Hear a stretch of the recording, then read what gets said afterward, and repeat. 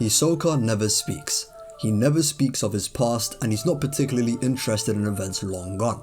Hisoka doesn't belong to anything or anyone. Hisoka is his own man because he's confident that he is the strongest. In the hunter world, hunters are always said to be on the lookout for worthy opponents to fight, and Hisoka is one of the few characters that embodies this idea the most.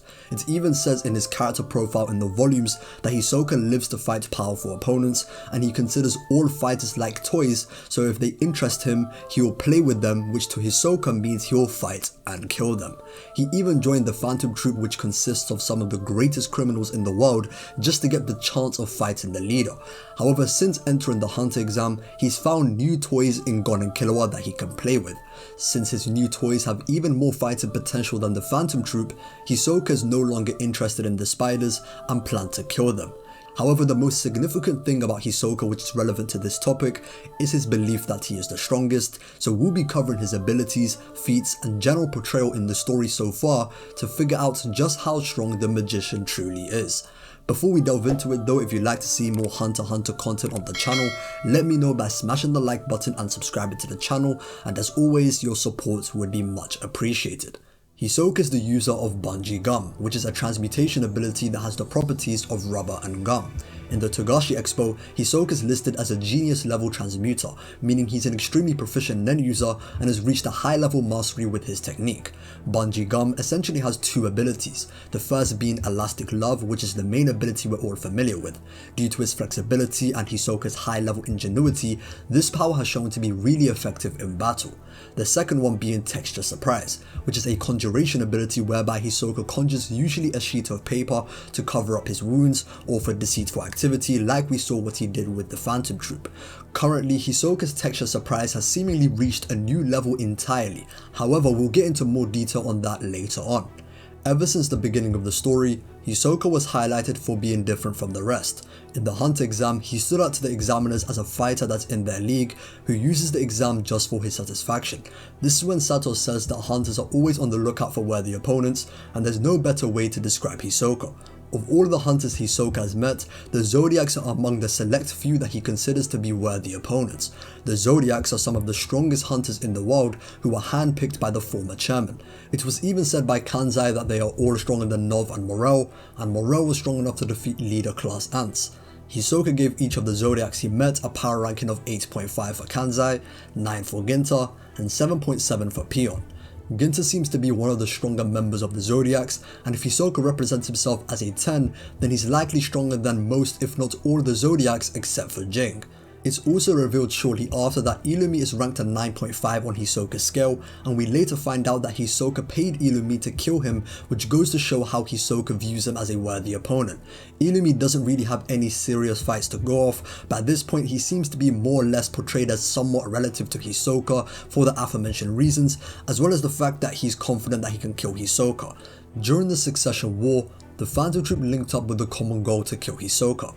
When Nobunaga wanted to go get his sword from the warehouse, Finks and Feitan tagged along to make sure Hisoka didn't catch him slipping and kill him.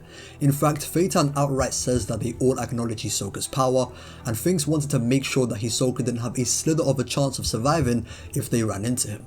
Even though Nobunaga doesn't have major feats to speak of, he's still a combatant of the Phantom Troop with the role of protecting Shizuku, Shaonak and Pakanoda. Shizuku and Shaonak were both strong enough to defeat a Chimera Ant peon and an officer, which makes Nobunaga at least strong enough to do the same. With his Rippler Cyclotron, Finks was able to easily take down a Chimera Ant officer with 15 spins of his arm. However, this was actually an overestimate, as he said he would have been able to defeat the officer with half the spins. Finks was even confident that he can take down squadron leader Zazan. However, we never actually got to see if he really could or not. As for Feitan, he was able to fight on par with squadron leader Zazan while rusty and was getting back into fighting shape during the course of the fight.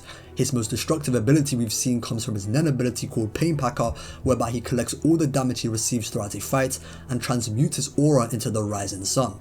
Shizuku states that the last time the troop tried to watch this ability, they almost got killed, and the technique was so powerful that it burnt Zazan to a crisp. Even though Finks and Feitan framed this as if they tagged along solely for Nobunaga's benefit, it's pretty clear that they both thought they'd be outmatched by Hisoka individually. Hisoka's stats in the databook are even above Zazan's, so it's not as if Hisoka being stronger than the three of them individually is baseless, especially considering Hisoka's clearly stronger than Morel, who is below the Zodiacs, and Hisoka's pretty much stronger than most if not all the Zodiacs except for Jing, and is more so rivaling Illumi, who is also stronger than people like Gintar, who is one of the stronger Zodiacs. It kind of just adds up that way that Hisoka is clearly stronger than the likes of Finks, Feitan and Nobunaga. You could say that they were only wary of a post-mortem amped version of Hisoka, but it's more likely that they based their judgment of what they already knew of Hisoka's power, as only Machi has seen this new version of Hisoka. The fact that three powerhouses that can easily take down Chimera Ant's officers and one of them eclipsing a squadron leader have to team up to make sure that they can kill Hisoka is a clear testament to his power. Things start to become a bit contentious though once we get to Kroo vs Hisoka, and it's no exaggeration to say that it's one of the most polarizing subjects in the fandom.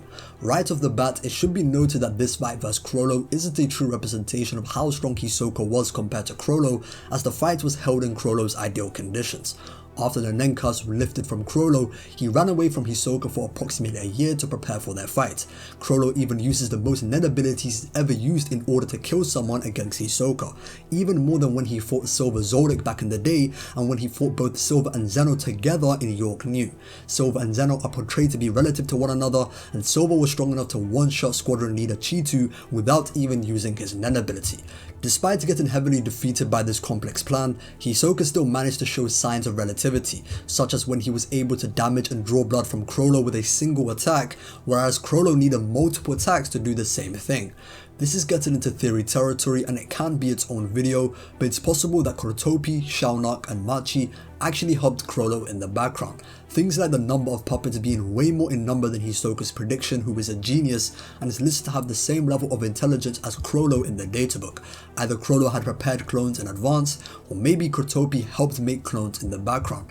There's also Kroo using Black Voice as an actual phone and calling with it rather than a game device, which is suspicious as that's not how Shaonak uses it. It's also odd and very convenient that these three pulled up to see Hisoka's dead body, and Shaonak even states that the cause of death was likely suffocation rather than the explosion itself, which also implies he was watching the fight.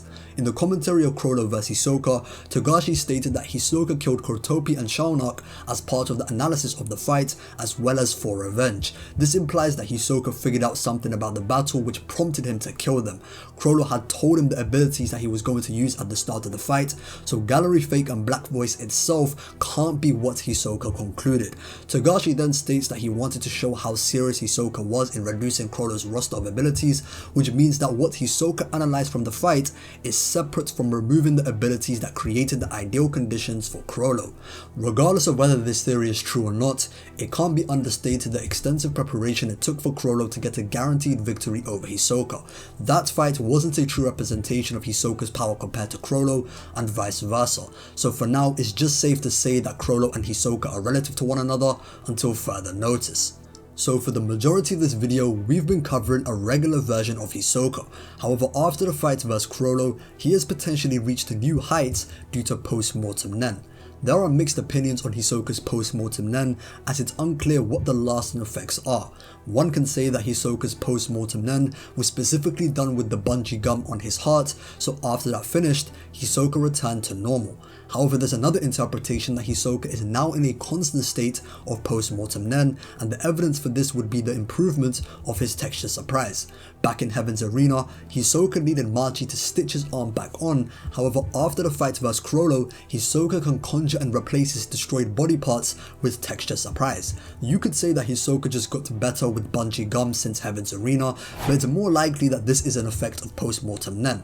If Hisoka is truly in a constant state of post-mortem Nen, then there's no telling just how much stronger he has become. We've seen Pito go from being unable to keep up with Netero's moves to being so fast he was somewhat close to Godspeed Killua due to post-mortem Nen. So the sky is truly the limit in terms of the array of new abilities that Hisoka can gain as a result of being in a state of post-mortem Nen. Currently, Hisoka is being hunted down by the Phantom Troop, and it's in those fights that we will undoubtedly see the heights Hisoka has reached. So to sum everything up, Hisoka is stronger than most of the Zodiacs, and he forces members of the Phantom Troop to team up in order to guarantee a victory against him. Hisoka is portrayed to be relative to Chrollo without prep time, who could fight both Silver and Xenozodic at the same time, and Silver was strong enough to one-shot squadron leader Chitu without his Nen ability. After the Chrollo fight, Hisoka rises from the dead due to post-mortem Nen, and is arguably in a state of post-mortem Nen, making him far more of a monster than he already was. Anyways, that's all for this topic, so if you enjoyed, be sure to smash the like button and subscribe to the channel. Also join the Discord, the link to which will be in the description below. I've been the one and only HxH, and until next time.